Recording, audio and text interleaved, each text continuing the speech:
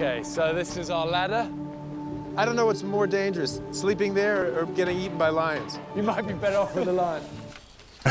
Wow, welcome back. Our next guest has done it all. He has swam under ice in -40 degrees, jumped out of helicopters straight into oceans, was one of the youngest people to climb Mount Everest, and he's eaten some interesting things to survive the wild. In his newest show, a star-studded lineup of guests brave the elements with him. Please welcome to the show, Bear Grylls. Hi there, hi, yeah, nice to be with you. Bear, you are so cool. Like, Yeah. You really are. Okay, so we've been talking a lot about high-risk adventures since, of course, the Titan sub tragedy. When you climbed Mount Everest, did you see anyone that paid to be there that, in your opinion, shouldn't have been there? Less so. You know, this was back in 1998. The mountain was pretty free of a lot of people. I mean, I think, 5 or 6 people climbed it that season. We had 4 people lose their lives up there. Yikes. 2 died of the cold, Wow. 2 fell, and 2 of us from our team reached the top. So it was a whole different kind of setup before a lot of the big commercial expeditions really started to ramp up. But, it's in our DNA as humans to be pioneers and risk takers. And I think, I don't think that's necessarily a bad thing. Obviously at the extremes end of that, where you've got a lot of money involved and a lot of extreme adventure, extreme risks. It's always going to get a little foggy, maybe, that area. But I think in terms of how we live our lives and how, as parents, we try and encourage our kids to live, we should be saying, follow your dreams, go for it. Life is full of risk.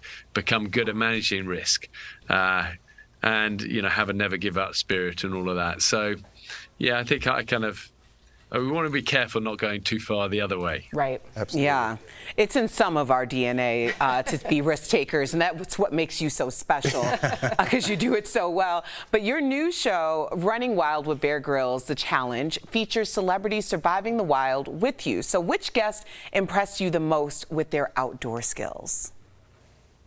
Well, I've been lucky to take some amazing people over the years, from I don't know, Julia Roberts to President Obama to Roger Federer to, so many. And it's been, as I say, a huge privilege in my life to be able to introduce some of these adventure rookies to the outdoors and how the wild can build us all and give us a quiet confidence and a pride, give us the sort of things that money can't buy or fame doesn't always give people.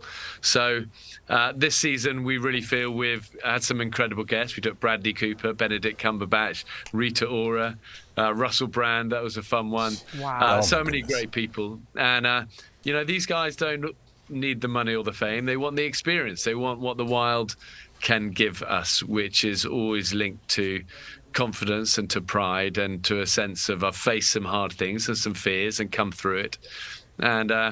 And it's what I've always loved about the wild, from a young age, climbing with my dad when I was a kid. The dynamic has stayed the same, and I think the friendships with the Running Wild guests is always the best part of the show for me. You get to hear some of these superstars' stories and their struggles and their failures as much as their triumphs. And I think on a chat show, you don't always get to that because it's just like a performance, isn't it? For 3 minutes on a sofa. But Running Wild strips them bare, so to speak. It's a more vulnerable place. And I love that part of it because you get to know the real people. As you know, when you're around a campfire with someone, it's a good place, isn't it? Bear, I've been a fan for a long, long time, and I hope I reach celebrity status so one day I could be on your show. But thanks for being on ours. But real quickly, we're running out of time. Such a nice thing to say. You're already there, my friend. You're amazing. Oh, Jeff. Well, I think we're done here. No, let's squeeze in this last one. You've eaten things like eyeballs, insects, live snakes. You've drank your own urine, all these different things. If you had a Bear Grylls restaurant, what would you put on your menu? What would be your specialty of all the weird things you've eaten?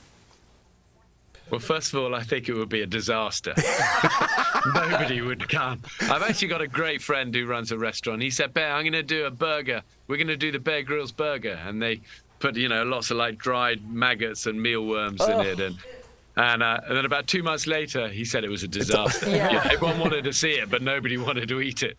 So I'm not sure the restaurant would be great. But I don't know. I do like the natural way of living and of eating, not just when I'm out in the wild, but back home as well. I think we've got a lot to learn from nature. So I am definitely a grass-fed red meat, liver, eggs, fruit, honey sort of person when I'm back home. And when I'm out there, you definitely have to get into survival mode and widen that net a bit and go for the bugs and the grubs and the scorpions and the snakes. But that's when I'm in survival mode. Wow, you're the best, my man. I You're the know. best. Thank you. Bear, thank you appreciate it. so much for joining us today. DBL Nation, be sure to catch his new show, Running Wild with Bear Grylls, The Challenge, out July 9th on Nat Geo. Thanks again, Bear. Congratulations on Thank you, all your guys. success. Thanks, We'll be brother. right back. Thank you. So kind, I appreciate it.